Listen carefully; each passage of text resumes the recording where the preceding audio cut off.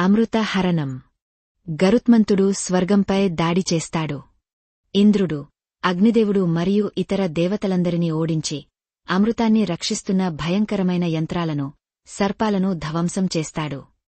గరుత్మంతుని పరాక్రమానికి మెచ్చిన మహావిష్ణువు ప్రత్యక్షమై అతనికి చిరంజీవిగా ఉండే వరమిచ్చి తన వాహనంగా మరియు ధ్వజ చిహ్నంగా చేర్చుకుంటాడు. ఇంద్రుడు గరుత్మంతునిపై వజ్రాయుధాన్ని ప్రయోగించగా ఆ ఆయుధానికి గౌరవంగా తన ఒక ఈకను రాల్చి అమృతాన్ని భూమికి తీసుకువస్తాడు. దాస్య విముక్తి, పాముల నాలుకలు చీలుట. గరుత్మంతుడు అమృత కలశాన్ని తెచ్చి దర్భలమీద ఉంచి తన తల్లిని దాస్యం నుండి విముక్తురాలిని చేస్తాడు. పాములు స్నానానికి వెళ్లిన సమయంలో ఇంద్రుడు వచ్చి అమృత కలశాన్ని తిరిగే తీసుకువెళతాడు.